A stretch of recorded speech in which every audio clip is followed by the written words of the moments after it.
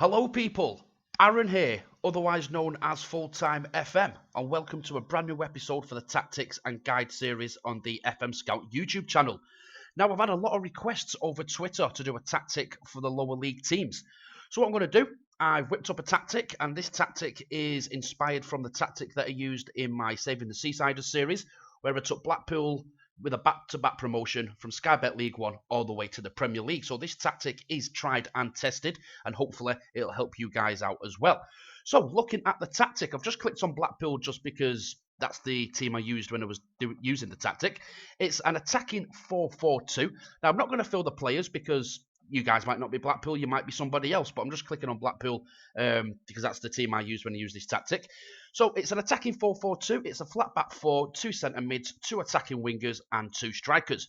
Now, the way it works, I'm going to go on to the players.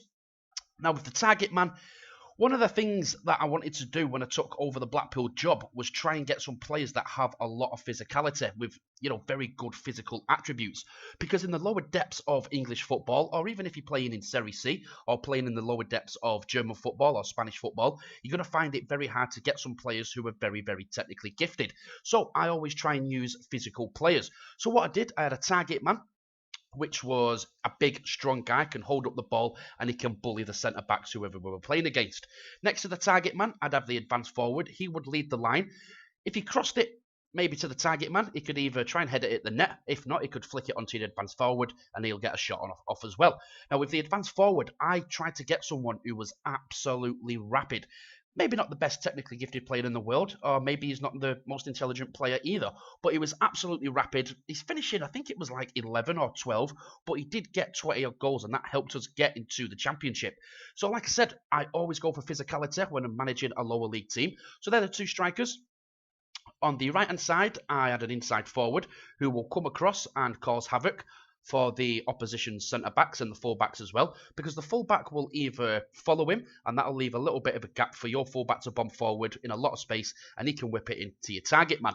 On the other side, we've got the winger support. Now, he's just going to hug the touchline. Again, I try and get physical players, someone who's very quick. As long as his crossing is maybe, 11, 12, 13. In the lower leagues of English football, that should be okay. So I'll have him hugging the touchline. All he's going to do is just sit there, wait for the ball to come, whip it into the box. You've then got your advance forward, and you've got your target man as well to get on the end of it. And then we've got the ball winner midfielder. He's just going to be the engine of your team, if you will, a bit like Makaleli for Chelsea quite a few years ago, or SCN, he used to do the same job as well. He's just going to sit in front of the back four and give it a little bit more cover. His passing is going to be shorter. I don't want him giving the ball away because ball winner midfielders not usually the most technically gifted players in the world. Maybe Busquets, he gets away with it, but then again, he's Spanish. He plays for Barcelona, so that's why he's so good.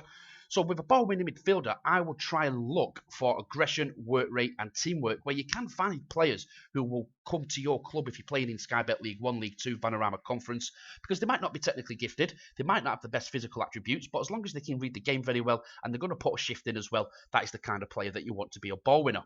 We've then got the roaming playmaker, who you want someone who can pass maybe 12 or 13, someone who's got a decent first touch, again 12, 13, and you can see the important attributes there to be a roaming playmaker. He's going to feed the inside forward, he's also going to feed the other winger as well, and if the time's right, he's going to play it forward to your target man or your advanced forward. Now, if the full-backs, they're going to be on support. I'll just change that over because I've not done it already. And what these two will do is when your inside forward cuts inside, obviously the fullback will follow him because he'll be asked to mark that player. He can then get forward. He'll have a lot of space on the right-hand side there where someone can pass it to him, probably the roaming playmaker. He can look up, pick his cross, whip it into the box, and then you've got a big target man waiting in the 18-yard box to get his big melon head on the end of it. Same with the left-hand side. If the winger has got the ball and support and he's maybe getting chased by two players and he's not got time to look up and get the crossing, the fullback will bomb forward, overlap him, he can pass the ball to him, then he can whip it into the target man as well. Now, if the two centre-backs, I just use normal centre-backs most of the time, unless I'm using three centre-backs and I'm using wing-backs. I just use my two centre-backs as central defender, defend, and then your goalkeeper is just set as standard goalkeeper. Now, with the instructions, I'm going to go attacking. Because I was Blackpool, I was kind of you know, I was favourites to go down in Sky Bet League One. I was favourites to go down in the Championship, and I was favourites to go down in the Premier League as well. But I got a back-to-back promotion using this tactic, and I finished in the top 10 in the Premier League in my first season as well. That is using attacking. I think most teams were expecting us to come and defend. We give most teams a bit of a shock, attack them, and we got a lot of goals.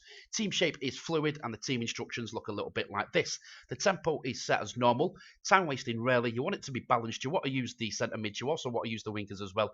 If I put it on wide, you know, you're going to play it a bit too wide. If I put it on narrow, it'll be a bit too narrow. So I like to play it a little bit balanced. Defensive line, normal. You want to use the offside trap because you pushed high up, but not too high. You don't want to be, near the halfway line. You want to drop back just a little bit. Closing down sometimes. You don't want to put that too high because you'll lose the shape of the team. Use tighter marking. Passing to space, because like I said, you want physicality in the team. You want to try and look for very fast wingers. You want to look for a very fast advanced forward as well. So they're the kind of players that you want to pass into space to. And with the target man, even if he's not the best at finishing, even if he's not got the best first touch, if he's not that quick, as long as he's about 6'4", he can head the ball. He's got a decent jump on him, and he's quite strong as well. He'll get you a lot of goals. I got Kiefer Moore on a free transfer. I don't think you can get him on a free transfer now. I think he's gone to a Scandinavian team.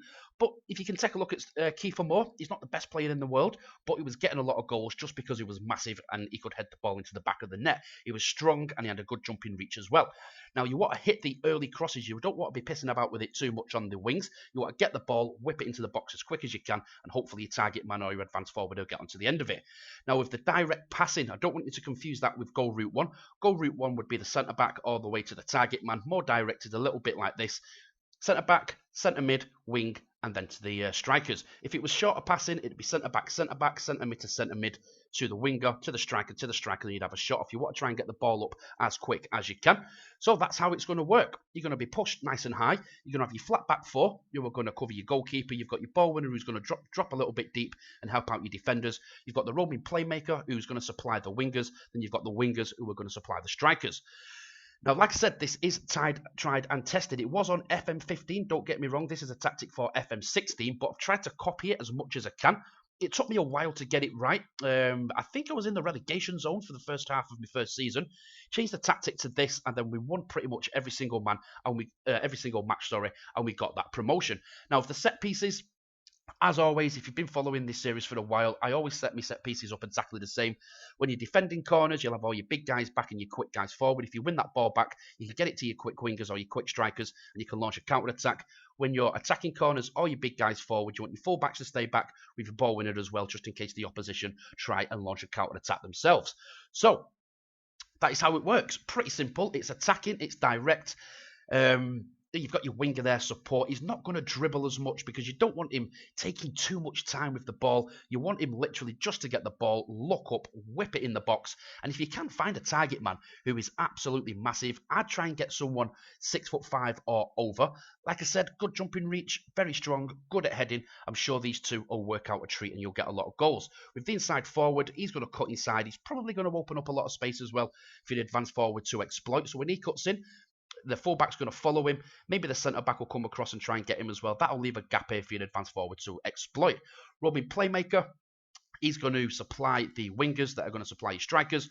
Ball winner just in front of your back four, and that'll make you solid at the back as well. So, very, very simple tactic. Simple, effective. You'll be very strong at the back. You'll be lethal up front, and hopefully this tactic will work for you as well.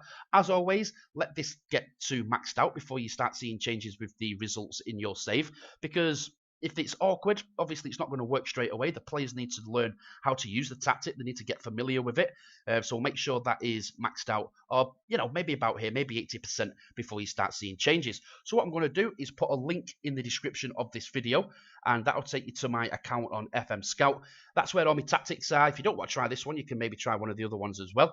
But I do recommend this one if you are a lower league team, because this tactic is literally set up for physicality, strength, speed, all that kind of stuff. I'm not looking for technically gifted players because it is very hard to find them kind of players when you're playing in the lower leagues. So yeah, hope it works. Give it a try. Send me a couple of screenshots if you like. I'll put my Twitter in the description as well. And I hope it works. So thanks for watching, and I will see you guys next time.